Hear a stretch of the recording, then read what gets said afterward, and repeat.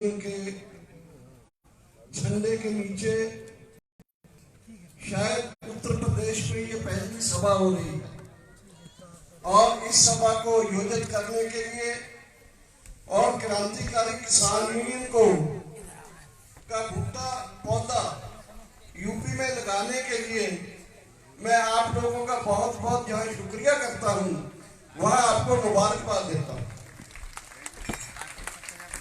ये धरती जहां आप ये कॉन्फ्रेंस कर रहे हैं और सभा कर रहे हैं, हम इसमें हमारे बहुत सीनियर लीडर मोहिंदर सिंह टिकैत भी आते रहे हैं और खास करके हमारे देश की आजादी के योद्धा सुभाष चंद्र बोस यहाँ आके गए थे। इसके लिए इस धरती को मैं प्रणाम करता हूँ, तारापुर की धरती को। जिंदाबाद जिंदाबाद। इसके साथ ही क्योंकि क्रांतिकारी किसान यूनियन की सभा है, जो साथी दूसरे संगठनों से या मेरे अपने संगठन से अलग अलग प्रांतों से या यूपी से आए थे, भारतीय किसान यूनियन के, ऑल इंडिया किसान सभा के, उनको समय की कमी के कारण हो ही सकता है क्योंकि पहला प्रोग्राम है, आयोजित करने में कोई समस्याएं, कोई प्रॉब्लम, समय की कमी हो गई है। इसलिए मैं उन सब से हाथ जोड़ के क्षमा चाहता हूं कि उसको हम अपनी सभा में समय नहीं दे पाए। हम जिस समय से गुजर रहे हैं, साथियों, आप जानते हैं कि हमारे देश में अगर 100 परिवार है, 100 में से 60 परिवार खेती में लगा हुआ है और खेती में करने वाला किसान और मजदूर दोनों ही आज मजबूर है। वो मालिक किसान है या वो ठेके पे लेके खेती करता है या फिर भूमिहीन किसान जो पिटाई पे करता है या मजदूर जो खेत में काम करता है। आज हमारे बीच से रोज 24 घंटे में 48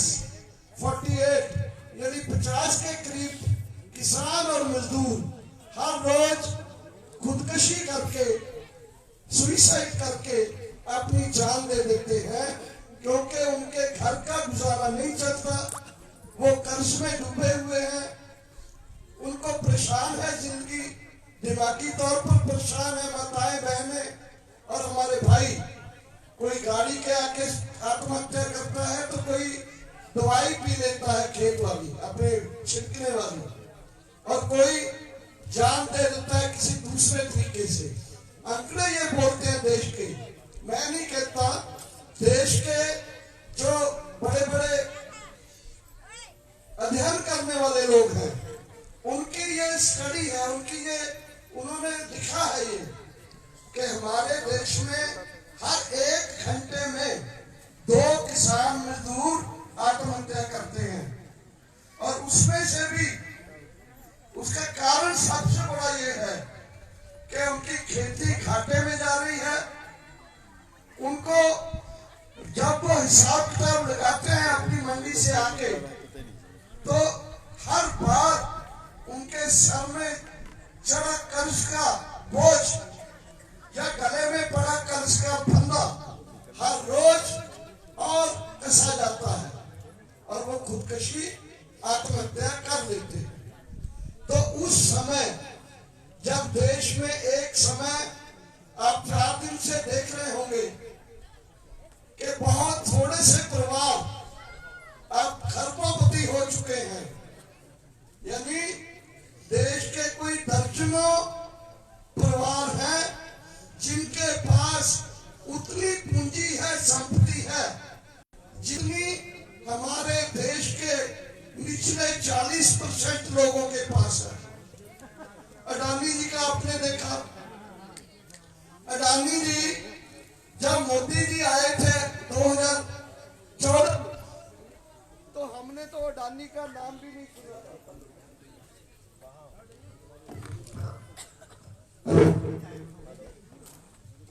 हमने अडानी का नाम भी नहीं सुना था।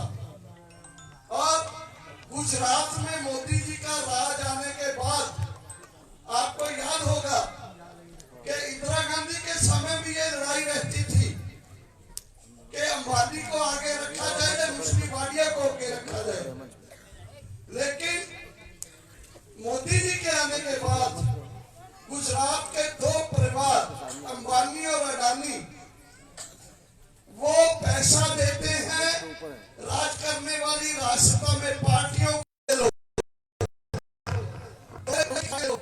तुम ये मुतलका दे लो, तुम ये जहाज बनाने वाले जो कंपनी है वो तुम दे लो, तो पूरे देश का कारोबार कुछ परिवारों के हाथ चला गया है।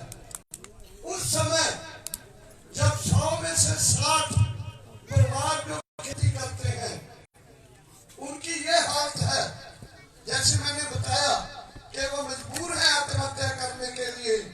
उस समय हमारा आज कल बजट आया है, आपने देखा होगा। बजट में किसानी में लगने वाला पैसा कम कर दिया है। बजट में जो खादों के लिए, फर्टिलाइजर के लिए जो सब्सिडी मिलती है वो कम कर दी गई है। मनरेगा स्कीम में लगे हुए मजदूरों के लिए पैसा पहले से कम कर दिया गया है। यानी जो गांव में करने वाले खेती में, खेतों में मजदूर हैं, मनरेगा के मजदूर हैं, विकास का काम है गांव का, उसमें पैसा खींच लिया है। और पैसा किधर भेज दिया जा रहा? वो जो तो ज्यादा तनख्वाह लेने वाले लोग हैं उनको टैक्स में माफी कर दी है। जो बड़ी बड़ी कंपनियों के लोग हैं उनको छूट देती है। आपको याद होगा कि कुछ बड़े पूंजीपतियों को अरबों खरबों रुपया उनके वो माफ किया, पे नहीं कर, नॉन पेमेंट असेट्स बोलते हैं एनपीए, उसका नाम लेके उनके खरबों रुपए को माफ कर दिया। और ये जो साथियों, इसके बीच कोरोना का फायदा उठा के 2020 में जून का महीना था, हम लोग, आपको सच बात बता दूं कि मेरी जो टीम आई थी पंजाब की, हमने क्रांतिकारी किसान यूनियन की जिम्मेवारी कोरोना के समय अप्रैल के महीने में संभाली थी। जून के महीने में 3 कानून आ गए। 3 कानून आने के बाद हमने कहा कि अब मोदी सरकार बड़े बड़े कारपोरेट ग्रांट, जहां कारपोरेट शब्द बोलते हैं, तो इसको समझ लीजिए कि एक परिवार है जो एक सुई से लेकर हवाई जहाज बनाता है। बड़ा घराना जिसको बोलते हैं, जैसे राजा होते थे पहले, उस तरह वो मेरा साथी बता के गया है कि आपको याद होगा हमारे देश में एक कंपनी ऐसी, ईस्ट इंडिया कंपनी, उसने 1757 से लेकर 1857 तक 1 साल राज किया था देश में कंपनी ने। और 1857 का जो विद्रोह था जिसमें रानी झांसी लड़ी थी और लोग लड़े थे, उसको दबाया था, उसके ऊपर जबर जुल्म किया था उस कंपनी के राज में। और कंपनी 1857 के बाद हमारे देश को 90 साल शोषण किया, दबाया, उत्पीड़न किया। डायरेक्ट अंग्रेजों के जो राज थे। भाई अगर उठ के जाओगे तो मुझे बोलना नहीं जाएगा प्लीज। अगर सुनोगे तो मैं बोलूंगा नहीं, बंद कर देता हूँ। बैठ जाओ बैठ जाओ बैठ जाओ बैठ जाओ बैठ जाओ। पानी बोलिए। तो जब मैं ये कहता हूं कि 3 कानून जो आए वो तीनों कानूनों के बारे में हमने बोला कि अब हमारे किसानों की जमीन, उनकी फसल और उनकी मंडियां, ये तीनों तबाह हो जाएंगी। मंडियां आपके यूपी के इस एरिया में, पंजाब में, हरियाणा में, राजस्थान में कुछ है। और हम कहते थे, सरकार को कहते थे कि जैसे पंजाब की मंडी है ऐसी मंडियां पूरे देश में बनाई जाए। जैसी खेती एक फायदेमंद खेती, लाभकारी खेती होनी चाहिए, वो पूरे देश में विकसित की जाए। पानी दिया जाए लोगों को। आपको, मुझे नहीं पता, जैसा सुनते हैं कि आपको बिजली भी पूरी नहीं मिलती है और बिजली पे पैसे भी देने पड़ते हैं। लेकिन मैं ये बता दूं आपको कि पंजाब में एक भी गेहूं का दाना या चावल का दाना, पैडी का, बाहर बेचने के लिए किसान मजबूर नहीं होता। एक एक मंडी में बिकता है। नंबर एक, उसी रेट पर बिकता है जो सरकार ऐलान करती है। दूसरा, पंजाब में हम खेत में जो मोटर लगा के पानी देते हैं अपनी फसलों को, उसका हमें एक भी पैसा नहीं देना पड़ता।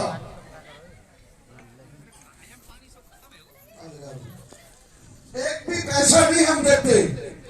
एक बार सरकार ने बिजली मोटरों के ऊपर कोशिश की थी बिल लगाने की। हम पूरे पंजाब के किसान संगठन इकट्ठे हो गए, आंदोलन किया और उनको वापस देना पड़ा। आज पंजाब में घरों में भी 600 यूनिट तक बिजली का कोई पैसा नहीं देते हम लोग। इवन 600 यूनिट तक अगर बिजली फूकोगे काफी ज्यादा बिजली लगती है। और पिछले समय जब हम आंदोलन से गए, आंदोलन से जाने के बाद सरकार ने कहा कि हम बिजली की मोटर के ऊपर, ट्यूबवेल के ऊपर मीटर लगाएंगे, प्रीपेड मीटर घरों में लगाएंगे। तो हमने वो किया, वो आज तक नहीं नजदीक आए, नहीं लग पाई। कहना मैं ये चाहता हूँ कि सरकारों को बड़ी बड़ी कॉर्पोरेट कंपनियां मजबूर करती हैं कि मजदूर है या किसान है, उसको ना तो फ्री में शिक्षा दो, ना फ्री में उसका इलाज करो, ना उसको बिजली में कोई रियायत दो, ना किसान को कोई यूरिया डीएपी सस्ता दो, ना उसको बिजली सस्ती दो, जिसको हम बोलते सब्सिडी देना। वो कंपनियां या जो WTO संसार बैंक है, संसार व्यापार संस्था है, उसमें हमारी सरकार ने दस्तखत किए थे।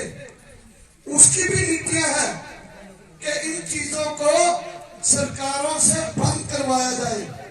जैसे होता है कि कोई चीज खरीद पाए या ना खरीद पाए। उदाहरण के तौर पर मान लीजिए मैं आपके सामने भाषण दे रहा हूं, मुझे भाषण देते हुए दिल का दौरा पड़ गया।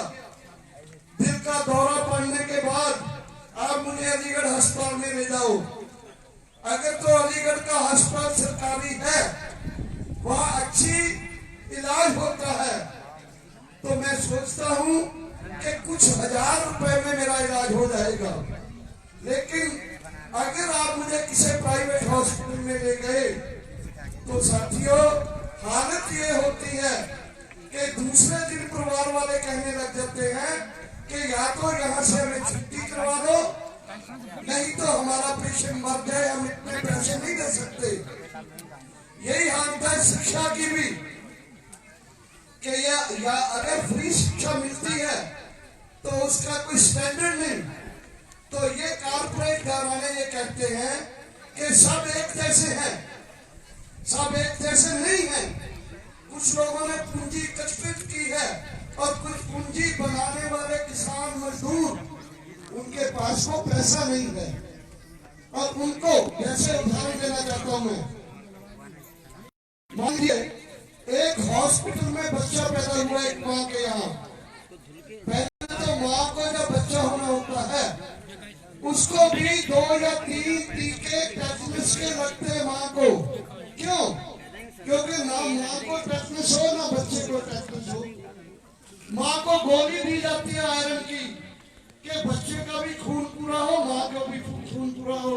चलो ये तो बात होगी यहाँ तक। मैं डॉक्टर भी हूँ, मैंने ये काम किए हैं ऑपरेशन थिएटर में। लेकिन जैसे ही बच्चा लेबर रूम में पैदा होता है ऑपरेशन थिएटर में, उस बच्चे के बाजू के ऊपर एक टीका लगाया जाता है, एक सुई लगाई जाती है जिसको बोलते हैं बीसीजी। वो उस बच्चे को उम्र भर टीबी नहीं होने देती। जब बच्चा 6 हफ्ते का हो जाता है, उससे पहले और उसके बाद उसको 4 दवाइयां दी जाती हैं। एक कि उसको पोलियो से उसका कोई टांग या बाजू ना मर जाए, दूसरा उसको फिर टेटनस ना हो, तीसरा उसको काली खांसी ना हो, चौथा उसके गलघोंट को एक बीमारी होती है वो ना हो। पोलियो डीपीटी की खुराक दी जाती है। क्यों देते हैं उस बच्चे को? क्योंकि बच्चा जब इस दुनिया में आएगा, अगर उसको ये दवाई नहीं दी जाती, मुझे याद है बड़ी अच्छी तरह से, मैं जब छोटा था, मेरी माँ और मेरी चाचियों के बच्चे होते थे, हफ्ते में मर जाते थे।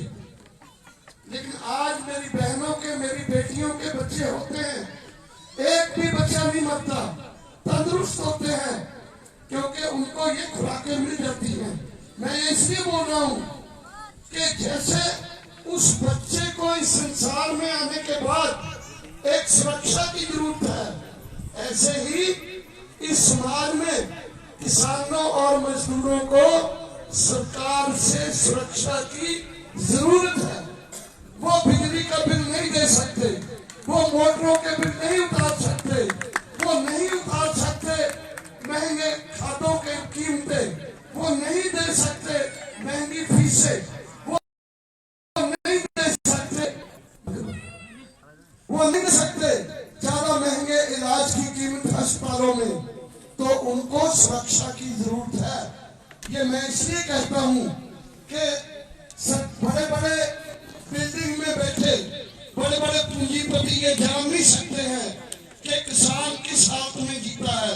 और मैं यहाँ ये भी बताना चाहता हूँ आपको कि किसान और मजदूर अगर खेत में पैदा ना करे, मान लीजिए हम 10 साल खेतों को फ्री छोड़ दें, तो सोचो जरा क्या होगा। क्या संसार में किसी को रोटी मिल जाएगी? क्या किसी को दाल मिल जाएगी? क्या किसी को गुड़ शक्कर चीनी मिल जाएगी? क्या किसी को दूध मिल जाएगा? तो मतलब ये है कि इस दुनिया में अगर जीवन देने वाला कोई है तो खेतों में काम करने वाला किसान मजदूर है, वही जीवन देता है। और जीवन को मरने तक जीवित रखने की जो जिम्मेवारी है वो किसान और खेतों में काम करने वाला मजदूर निभाता है। मैं ये सोचता हूँ दुनिया में जो बड़े बड़े मारू हथियार बनाने वाले लोग हैं, जो बड़ी बड़ी मशीनें बनाते हैं, जो बड़े बड़े टैंक बनाते हैं, जो कंप्यूटर बनाते हैं, जो दूसरे औजार बनाते हैं, उनकी मेहनत बहुत ज्यादा है। उनकी मेहनत का मोल जिसको हम दिहाड़ी बोलते हैं, तनख्वाह बोलते हैं, वो किसानों और मजदूरों से हजारों गुना ज्यादा है। लेकिन जिस काम की कीमत है, जिस काम से पैदावार होने वाली पैदावार की कीमत है, वो है किसानों और मजदूरों के पैदा किए हुए खेतों में सामान। उदाहरण के लिए आज हम सब घर से निकले हैं, सुबह चाय पी हमने, सुबह पराठा खाया, सब्जी खाई साथ। तो मुझे ये बताओ उस चाय में दूध कहां से आया? उस चाय में दूध पत्ती, उस चाय पत्ती की शक्कर, गुड़ या चीनी कहां से आई? उसके बाद जो खाना खाया वो मोदी जी ने खाया या मनमोहन सिंह ने खाया या योगी जी ने खाया, वो कहां से आई सब चीजें? तो सब चीजों के मालिक, पैदा करने वाले, मंडी में ले जाने वाले ये हम लोग हैं। इसलिए हमारी औकात, हमारी ताकत, हमारी मेहनत जो का है वो ज्यादा बढ़िया मेहनत है। जैसे उदाहरण के लिए एक सुनार होता है जो धीरे धीरे सोने के वो बताता है, गहने ऑर्नामेंट बनाता है, वो मेहनत का मोल ज्यादा लेता है। एक डॉक्टर होता है, डॉक्टर बाजू पर नब्ज देख के इलाज करता है, वो ज्यादा पैसे लेता है, 500 भी लेता है 2 मिनट के, लेकिन किसान को उसकी मेहनत का मोल नहीं मिलता। ये हमारी लड़ाई है। हमें जब हमारी फसल की कीमत बनाई जाती है, ना तो हमारी जमीन का किराया उसमें डरता है, ना हमारी मेहनत का मोल डरता है, ना मैंने जो पूंजी लगाई है ट्रैक्टर, ट्यूबवेल, दूसरी चीजों के, उसका ब्याज लगता है, जिसको हम C2 बोलते हैं। C2 का फार्मूला कहता है कि जो लागत आई 1 क्विंटल धान या 1 क्विंटल गेहूं के ऊपर, उसको कैसे हमने उसका हिसाब किताब कैसे लगाना है।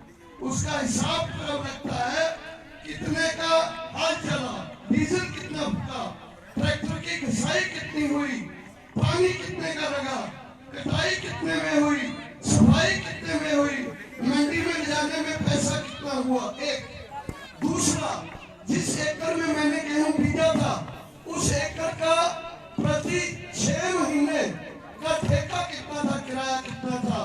तीसरा, जो हमने मेहनत लगाई, वो मेहनत की दिहाड़ी कैसे कैलकुलेट, वो भी कुशल की अकुशल, वो कुशल श्रम है जिसको अकुशल माना जाता है। पैसा लगाया हुआ था अपनी खेती में, उसका 6 महीने का ब्याज कितना था, वो 1 क्विंटल पर कितना लगा। इसको बोलते हैं स्वामीनाथन कमीशन का C2 फार्मूला। इस फार्मूले के तहत हमारे गेहूं और पैडी का मतलब गेहूं और धान का जो लागत है वो 2000 से ऊपर जाता है, और ऊपर 50% उसके मुनाफा देके, प्रॉफिट देके बन जाता है 3000 के ऊपर।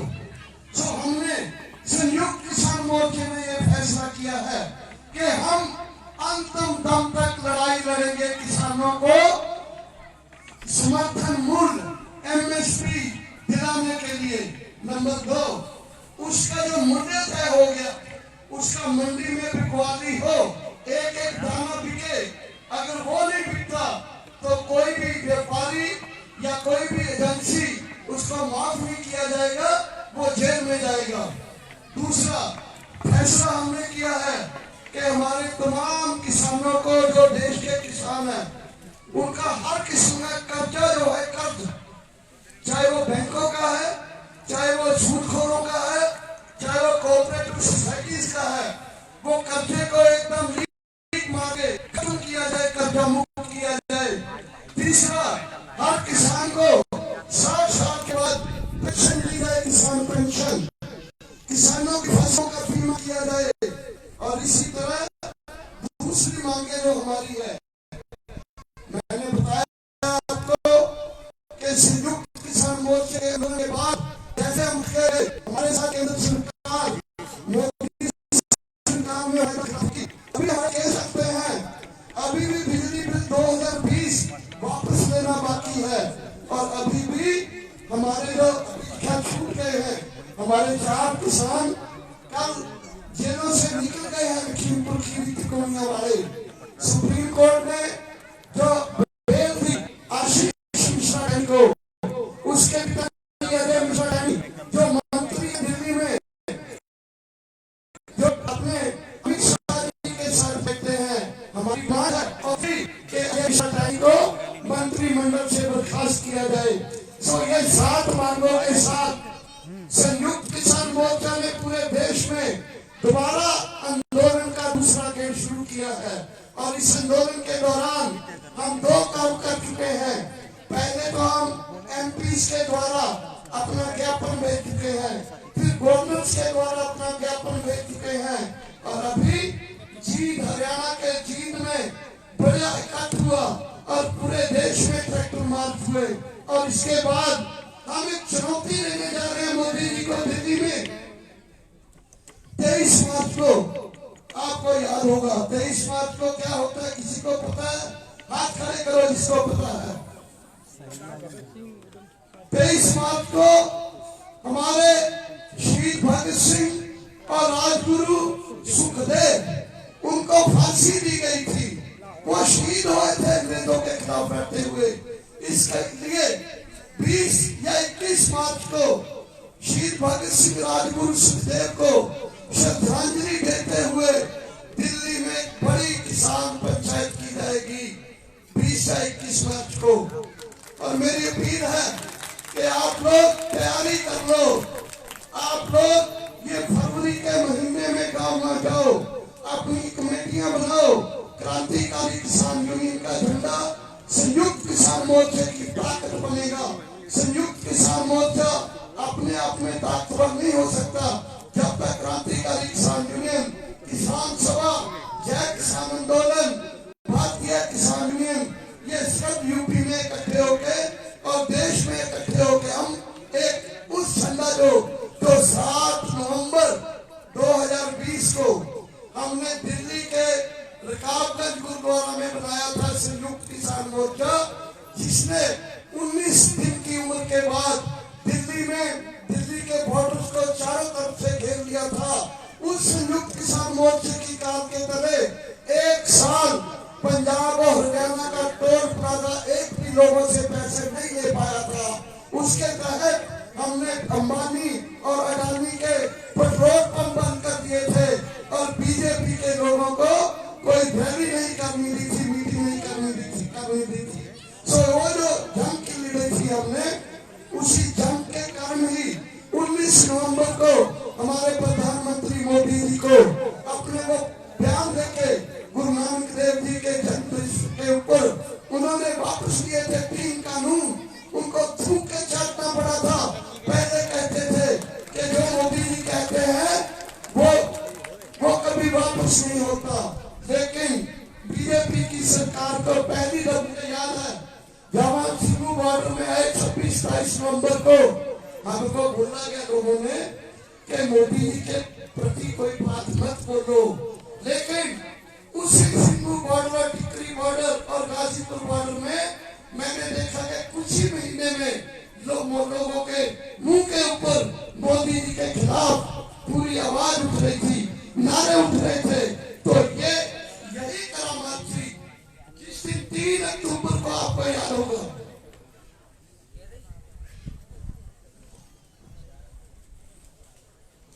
3 अक्टूबर को उत्तर प्रदेश का लखीमपुर खीरी का तिकोनिया कस्बा हमारे साथी मिस्टर मौर्य का हेलीकॉप्टर रोकने के लिए बढ़ रहे थे। वो उतर नहीं पाया वहां, लेकिन अजय मिश्र टैनी के बेटे आशीष मिश्रा टैनी और उनके गुंडों ने हमारे किसान आंदोलन के साथियों के ऊपर अपनी थार जीप चढ़ा दी। हमारे 4 साथी शहीद हुए और एक हुआ। उससे पहले मैं बताया कि कैसे 26 जनवरी को हमारे रुद्रपुर जिले का उधम सिंह नगर जिले का साथी नवरीत जो भी 22-23 साल का था, वो पुलिस की गोली से शहीद हुआ। कहना मैं ये चाहता हूँ कि यूपी ने खून बहाया है। यूपी में कितने किसान शहीद हुए हैं यूपी के, और यूपी, पंजाब और हरियाणा के किसानों ने मोदी जी और उसकी सरकार को एक मुद्दे मुंह गिराया है, चित किया है और उसको मजबूर किया है 19 नवंबर को 3 कानून वापस लेने के लिए। वो लड़ाई अभी हमको आगे और करनी है, क्योंकि हमारा कर्ज बढ़ चुका है। हमें मिनिमम सपोर्ट प्राइस नहीं मिल रहा है जो मैंने मांगे आपको बताई। इसलिए क्या मैं आपसे पूछना चाहता हूँ, संयुक्त किसान मोर्चा आगे, मेरे नारे आप लगाते आए हो, दर्शन पाल जी आगे बढ़ो, हम तुम्हारे साथ हैं। अब मैं पूछता हूँ कि आंदोलन चलेगा, युद्ध होगा दिल्ली सरकार के साथ, क्या लड़ोगे उसके विरोध में? थोड़ा बताओ आप। धन्यवाद। तो मेरा ये कहना है, संयुक्त किसान मोर्चा जिंदाबाद, संयुक्त किसान मोर्चा जिंदाबाद, किसान मजदूर एकता जिंदाबाद। दर्शन पाल जी आगे बढ़ो, हम तुम्हारे साथ हैं। दर्शन पाल जी आगे बढ़ो। तो दूसरी बात, किसी भी युद्ध में, लड़ाई में ताकत की लोड़ होती है, जरूरत होती है। ताकत के लिए हमारे की जाती है।